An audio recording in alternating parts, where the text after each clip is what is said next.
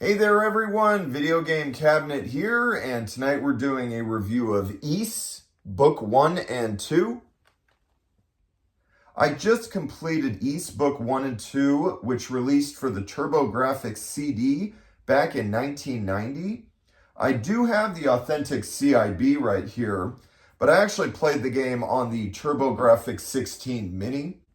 I first heard about the Ys series over 20 years ago, so I was excited to finally jump in with this definitive compilation of the first two entries.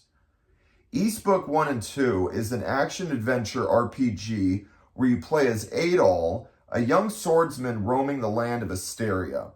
In Book 1, you hear tales of a lost paradise known as Ys, and must collect 6 books to learn why it disappeared 700 years ago. Book 1 rolls right into Book 2, where Adol ascends to the realm of Ys itself to eliminate the demons that threaten civilization. Both books are relatively short, but together they form a full and satisfying experience. The bump combat of Ys Book 1 and 2 is simple but fun. I enjoyed ramming into enemies as I became more powerful with better gear. Grinding takes mere minutes to rapidly increase stats and attain gold. Book 2 adds some magic to the mix with different wands you can wield. The fire wand shoots projectiles, making the combat feel a little bit more traditional.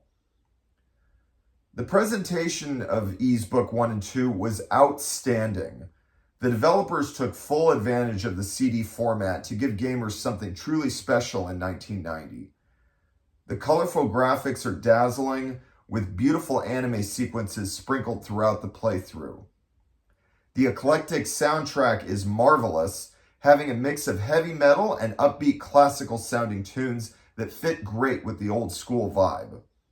The occasional bits of voice acting were also a nice touch. Being an adventure game from the late 80s, early 90s era, Ys does have its fair share of cryptic segments. Many of the areas are quite large, with similar-looking walkways and rooms. This is especially true of the final fortress in Book 2. It can be easy to get lost, as there are a lot of dead ends. I had to sometimes resort to YouTube for clues on where to go or what to do next.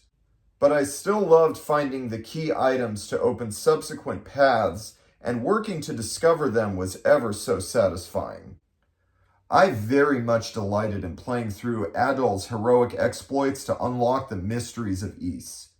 This is a classic RPG adventure that entices you with intriguing lore, exquisite presentation, and engrossing gameplay. I rate Ys Book 1 and 2 an 8.5 out of 10. I look forward to playing more installments of this promising series in the future. And that is my review. Yeah, I've been meaning to play this for over 20 years. I heard about it in the early 2000s from a friend, and I finally started playing it a little over a week ago on the Turbo Mini, and I was liking it so much that I found a good deal. I won an auction for the authentic CIB, but that arrived basically halfway through my playthrough of it on the Mini, so I just kept on playing it on the Mini. The Mini version, of course, does have save states, which I don't feel like I abused.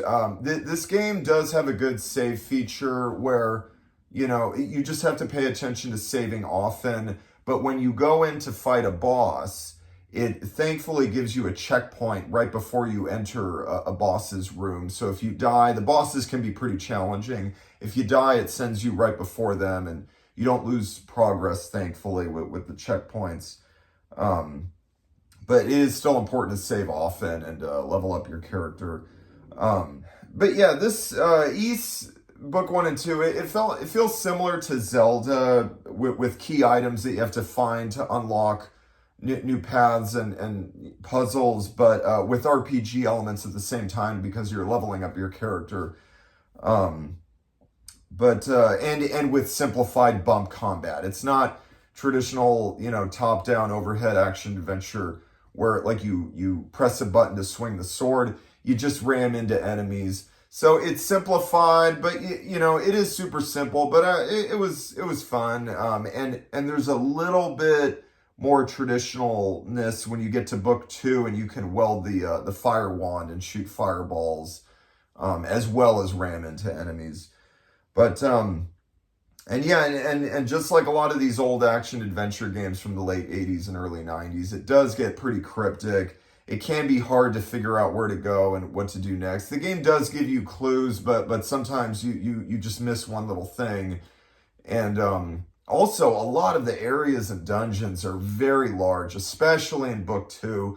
A lot of the paths and rooms look the same, and you know, you can get lost very easily. So I did need to get some help from there's a great guide on YouTube from You Can Beat Video Games, spelled with a U, Can Beat Video Games. That channel has a great couple of videos on this game, and one video for book 1, one video for book 2, and it helped me a lot when I needed it. But I tried to, you know, not watch the video too much. I wanted to explore on my own, so it still took me a while. And yeah, each book 1 and 2 is a little bit short, but together they do make a full, complete game, you know, so it was really good.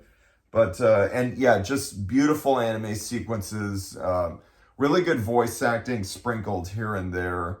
And the music was really good. You know, this is using the CD format, so I'm listening to it on the Turbo Mini, which from what I understand is a pretty perfect emulation of this original version here. But yeah, the music sounded really good, and everything else was really good. I'm really glad to finally get this off the backlog.